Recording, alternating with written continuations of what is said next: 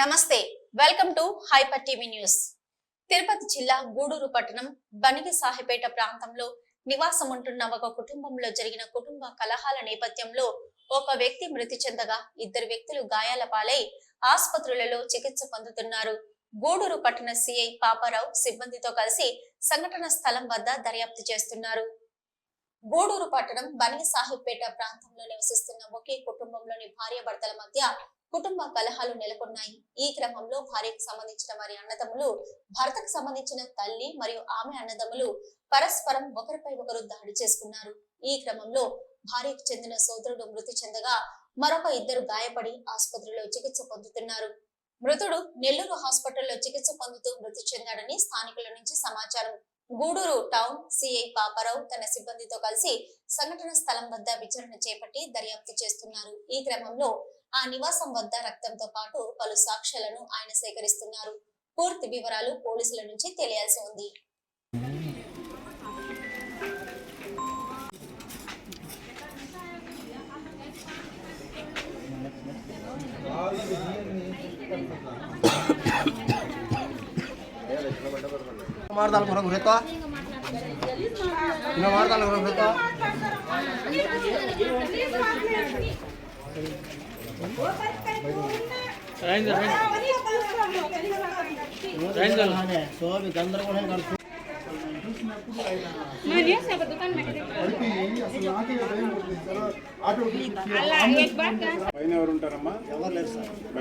వాడుకున్న వాళ్ళు వెళ్ళిపోయారు సార్.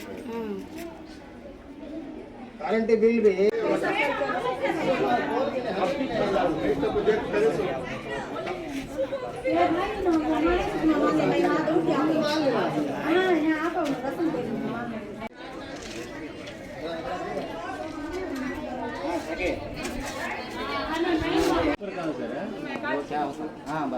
कौन शीतल बच्चे के चप्पला भी खान कौन शीतल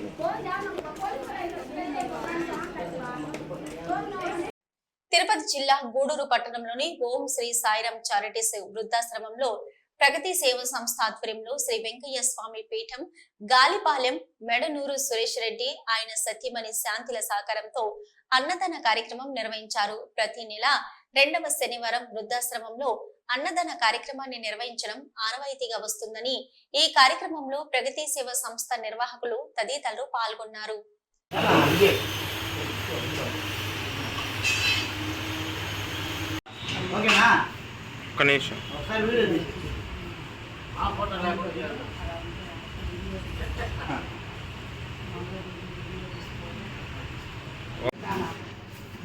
బాబు కూర్చో.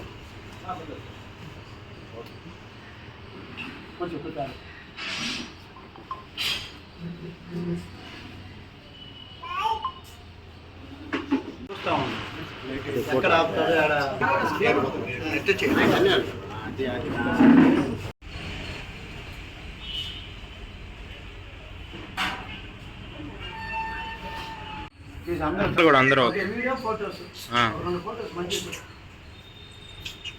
అంకుల్ ఇట్ చూడండి.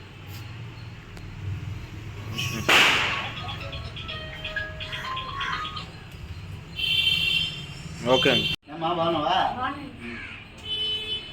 చూడండి ఒకసారి అంట ఒకసారి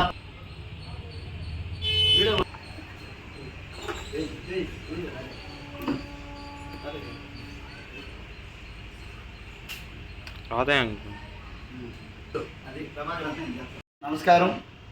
ప్రగతి సేవా సంస్థ ఆధ్వర్యంలో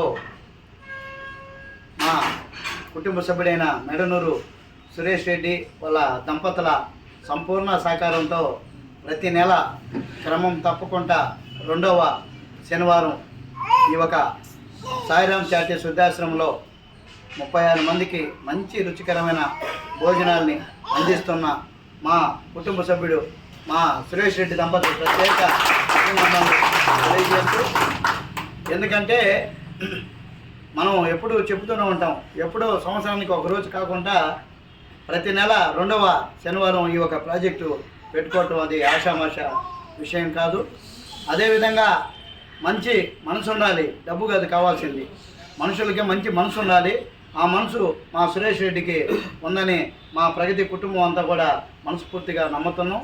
అందులో ఇంకొక విశేషం ఏంటంటే మా కుటుంబ సభ్యుడు ఏందని కూడా మేమందరం కూడా గర్వపడుతున్నాం. ఇంకా ముందు మంచి కార్యక్రమాలు చేయాలని, ఆయన భవిష్యత్తులో మంచి వ్యాపార రీత్యా మంచి భవిష్యత్తు కలగాలని భగవంతుని కోరుకుంటూ మీ ఒక తల్లి లాంటి తల్లులు, తండ్రి లాంటి తండ్రులు, మీ ఆశీర్వాదాలు కూడా మా సురేష్ రెడ్డికి ఉండాలని మనస్ఫూర్తిగా కోరుకుంటూ, ఇంకా చుట్టుపక్కల ప్రాంతాల్లో కూడా మనం సేవ చేసేదానికి మంచి అవకాశం కలిగిస్తున్న భగవంతుడికి మేము ప్రత్యేకంగా అభినందనను తెలియజేస్తూ, కోట మండలం చిట్టేడు గ్రామంలో చిట్టేటమ్మ ఆలయానికి సంబంధించిన క్రీస్తు శకం 15వ శతాబ్దం నాటి శాసనం నేడు వెలుగులోకి వచ్చింది. గ్రామస్తుల ఆహ్వానం మేరకు గూడూరు ఎస్కేఆర్ కళాశాల చరిత్ర అధ్యాపకులు మరియు స్థపతి అయిన డాక్టర్ గోవిందు సురేంద్ర ప్రాచీన తెలుగు విశిష్ట అధ్యయన కేంద్రంలో సీనియర్ ఫెలోగా పనిచేస్తున్న డాక్టర్ మమత మరియు ఎస్కేఆర్ కళాశాల చరిత్ర విద్యార్థులతో కలిసి మట్టిలో కూరుకుపోయి ఉండిన శాసనాన్ని వెలికితీసి పరిశీలించారు. అధికారులు వెలికితీసిన శాసనం 15వ శతాబ్దానికి చెందినదిగా చిట్టేడు గ్రామ పాలెగల్ర వంశానికి చెందిన లింగమనాయుడు కుమారుడు కృష్ణప్ప నాయుడు పెద్ద సోదరి అయిన లక్ష్మమ్మ వేయించిన శాసనంగా గుర్తించారు. సుమారు క్రీస్తు శకం 1611వ సంవత్సరంలో వేయించిన ఈ శాసనంలో చిట్టేడు గ్రామ వివరాలు, చిట్టేటమ్మ ఆలయ నిర్మాణం, కోనేరు మండపానికి సంబంధించిన విషయాలు ఉన్నాయని, ఈ శాసనంలోని విషయాలను వివరిస్తూ ఆలయాన్ని, కోనేరు మండపాన్ని, ఈ శాసనాన్ని సంరక్షణ చేసిన వారికి శుభం చేకూరుతుందని, వీటికి హాని తలపెట్టిన వారికి వినాశనం కలుగుతుందని శాసనంలో పేర్కొన్నట్లు శాసన వివరాలను డాక్టర్ గోవిందు సురేంద్ర వివరించారు. అలాగే ఈ శాసనం సంస్కృత భాషలో ప్రాచీన తెలుగు లిపిలో మొత్తం 16 పంక్తులతో శంకు చక్ర, సూర్యచంద్ర నామములు గల గుర్తులతో కలదని డాక్టర్ మమత తెలిపారు. ఈ కార్యక్రమంలో గూడూరు ఎస్కేఆర్ కళాశాల చరిత్ర విద్యార్థులు, చరిత్ర విభాగ సహాయకుడైన ఏ గోపాల్ మరియు గ్రామస్తులు పాల్గొన్నారు.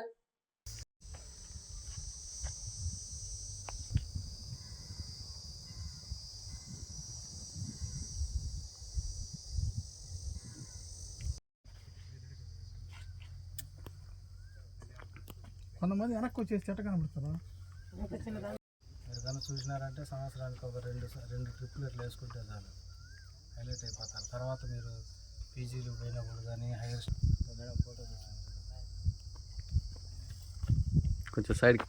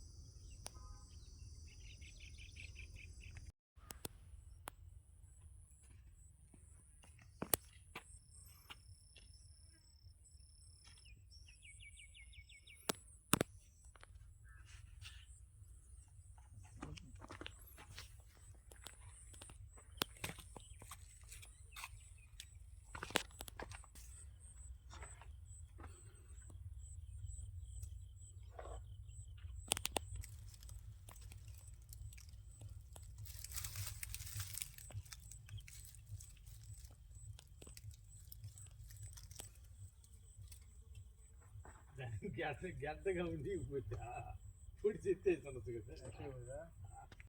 వైసీపీ నాయకులపై కక్ష సాధింపు చర్యలు ఈ ప్రభుత్వంలో ఎట్టి పరిస్థితుల్లో తీసుకోమని సాక్షాత్తు రాష్ట్ర ముఖ్యమంత్రి చంద్రబాబు నాయుడు ప్రకటించారని, ఆయన మాటకు కట్టుబడి తామందరం వ్యవహరిస్తామని వాకాడు మండల టీడీపీ అధ్యక్షుడు దువ్వూరు మధురెడ్డి తెలిపారు. తిరుపతి జిల్లా వాకాడు మండల కేంద్రమైన వాకాడు గ్రామంలోని R&B అతిథి గృహంలో ఆయన మీడియా సమావేశం నిర్వహించారు. వాకాడు అతిథి గృహంలో నిర్వహించిన మీడియా సమావేశంలో తెలుగుదేశం పార్టీ వాకాడు మండల అధ్యక్షుడు దువ్వూరు మధురెడ్డి మాట్లాడుతూ, విజయవాడలోని అంబేద్కర్ విగ్రహం వద్ద వైఎస్ జగన్మోహన్ రెడ్డి పేరు కనిపించకుండా కొందరు ప్రయత్నిస్తున్నారని, తద్వారా దళితులకు మోసం చేస్తున్నారని వైసీపీ నాయకులు విమర్శలు చేయడం అసంబద్ధంగా ఉందని పేర్కొన్నారు. దళితులలో విద్వేషాలు రగిలించేందుకు వైసీపీ నాయకులు ప్రయత్నిస్తున్నారని ఆరోపించారు.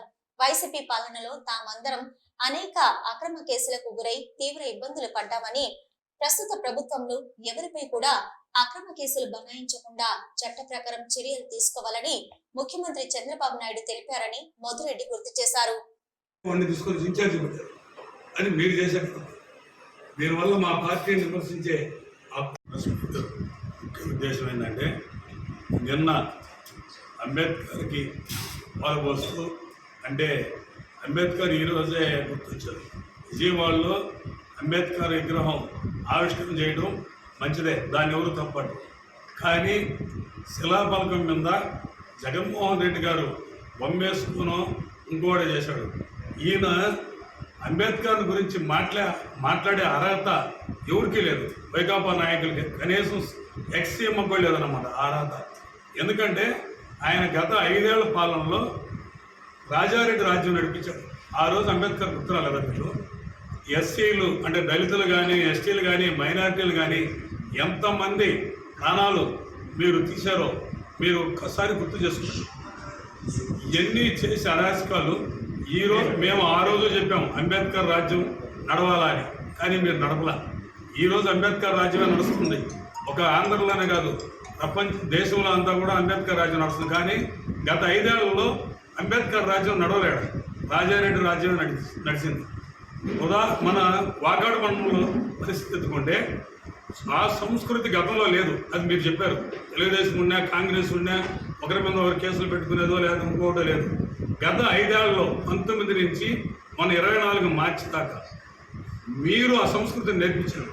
ఎంప్లాయీస్ ఎవరున్నా ఉంటే పెరికియటం, అదే ఇప్పుడు ఎడుగుతు పంచాయతీలో కేసులు పెట్టించింది మీరే, రాయగొండపాలెం పంచాయతీలో కేసులు పెట్టించింది మీరే. ఈ విధంగా చేసుకుంటూ వచ్చారు.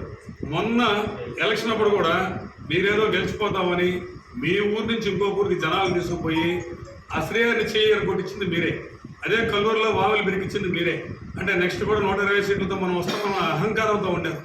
ఏ రోజైతే మీ అహంకారం తగ్గిందో, మనం 4వ తేదీ జూన్ 4వ తేదీ అయితే తగ్గిందో, ఇప్పుడు ఆ బురద మాకు బుయ్యాలని చూస్తారు. మరి మేము ఎవరి మీద తప్పుడు కేసులు ఈ రోజుకి పెట్టలా, ఎక్కడా లేదు. మీరు నేర్పించిన సంస్కృతిని మీ మెడగాడు చుడతారో అని మీరు భయపడి ముందుగా ప్రెస్ మీట్ ఇచ్చి జనాలు ఏదో మభ్య పెట్టాలని చూస్తున్నారు. ఇది మీకు మంచి పద్ధతి కాదు. ఎందుకంటే ఉదాహరణకి మీ ఊర్లో ఒక దళిత కుర్రోడు ఏజెంట్గా గత 2019లో తెలుగుదేశం పార్టీ తరఫున ఏజెంట్గా కూర్చుంటే వాళ్ళ నాయనకి పెన్షన్ 2000 రూపాయలు వస్తుంది. మరి ఆ పెన్షన్ ఆపేసిన ఘనత మీదే కదా.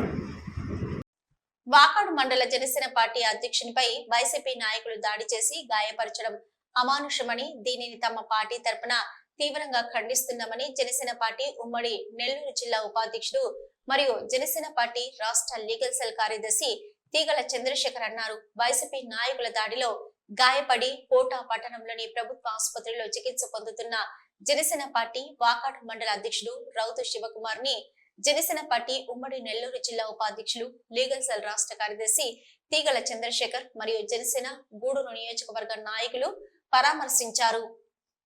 ఈ సందర్భంగా తీగల చంద్రశేఖర్ మాట్లాడుతూ జనసేన పార్టీ వాకాడు మండల అధ్యక్షుడు శివకుమార్ మండల పరిధిలోని పలువురు వెలుగు సిబ్బంది చేస్తున్న అవినీతి బయట పెట్టడంతో పాటు వారిని ప్రశ్నించినందుకు మరియు వాల్మీడి గ్రామంలోని పాఠశాల కమిటీ ఎన్నికల్లో కూటమి అభ్యర్థి ఏకగ్రీవం కావడంతో ఆ వెలుగు సిబ్బంది వైసీపీ నాయకులతో కలిసి దాడికి పాల్పడడం దారుణమని అన్నారు.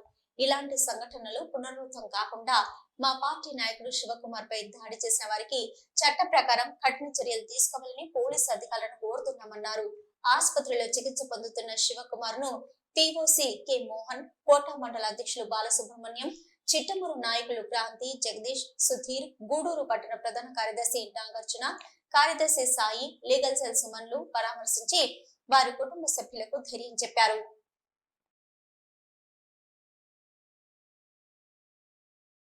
తిరుపతి జిల్లా గూడూరు పట్టణంలోని బజార్ వీధిలో వెలిసి ఉన్న శ్రీ వాసవి కన్యకా పరమేశ్వరమ్మ వారి దేవస్థానంలో శ్రావణ మాసం తొలి శుక్రవారం సందర్భంగా అమ్మవారికి విశేష అలంకరణ ఏర్పాటు చేసి సామూహిక కుంకుమ మరియు సువర్ణ పుష్పాలతో పూజ వైభవంగా నిర్వహించారు. దేవస్థానంలో నిర్వహించిన ప్రత్యేక పూజలలో భక్తులు విశేష సంఖ్యలో పాల్గొని శ్రీ వాసవి కన్యకా పరమేశ్వరి అమ్మవారిని దర్శించుకొని తీర్థ ప్రసాదాలు స్వీకరించారు.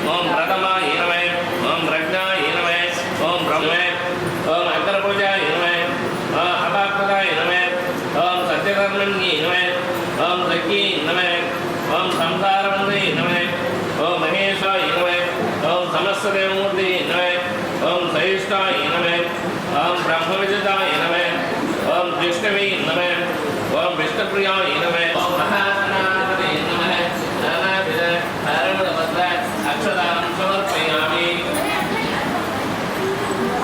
ओम महागौरी नमः ओम चंडिकाय नमः ओम सर्वज्ञने नमः ओम अयोनिजाय नमः ओम भूमिजाय नमः ओम निर्गुणाय नमः ओम अनाशोकि ओम निर्गुणाय नमः ओम निरंकराय नमः ओम सर्वगतताय नमः ओम विद्यावासी नमः ओम तेजोपति नमः ओम महामात्री नमः ओम देवताय नमः ओम बहिरूपाय नमः ओम संजोजताय नमः ओम पर्णरूपाय नमः ओम कर्णज्ञानकृते नमः ओम कांताय नमः ओम सर्वसंहारकारणे नमः ओम धर्मनिष्ठाय नमः ओम सर्वगतिताय नमः ओम कामाक्षे नमः ओम कामसंपात्रे नमः ओम कामक्रोधवर्जिताय नमः ओम शुजाय नमः ओम जयाय नमः ओम भूमिष्ठाय नमः ओम शास्त्रमेये नमः ओम नित्याय नमः ओम शुभाय नमः ओम चंद्रमस्तकाय नमः ओम पार्थे नमः ओम कालभद्राय नमः ओम कालरात्रे नमः ओम कृष्णपिंगलाय नमः ओम ब्राह्मण्ये नमः ओम कामिने नमः ओम कमलाय नमः ओम कात्यायने नमः ओम कालातीताय नमः ओम योगदेवी नमः ओम तपस्वी नमः ओम भूतात्मे नमः ओम भूतमात्रे नमः ओम भूतेशाय नमः ओम भूतधारण्ये नमः ओम नित्यानंदाय नमः ओम हराय नमः ओम पराय नमः ओम सर्वज्ञानकृते नमः ओम अनंताय नमः सर्वज्ञे नमः ओम सरस्वते नमः ओम सर्वांगते नमः ओम सर्वाविष्टप्रदायकाय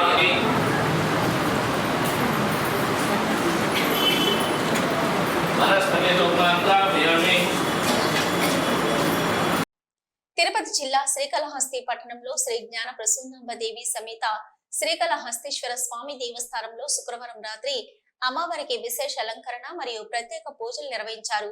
వేద పండితుల ఆధ్వర్యంలో శ్రీ జ్ఞాన ప్రసూనాంబదేవి అమ్మవారికి ప్రత్యేక పూజలు నిర్వహించిన అనంతరం మంగళ వాయిద్యాలతో మేళ తాళాల నడుమ వైభవంగా అమ్మవారి మాడవీధి ఉత్సవం నిర్వహించారు. భక్తులు పెద్ద సంఖ్యలో అమ్మవారి ప్రత్యేక పూజలు మరియు మాడవీధి ఉత్సవంలో పాల్గొని అమ్మవారిని దర్శించుకొని మొక్కులు తీర్చుకున్నారు.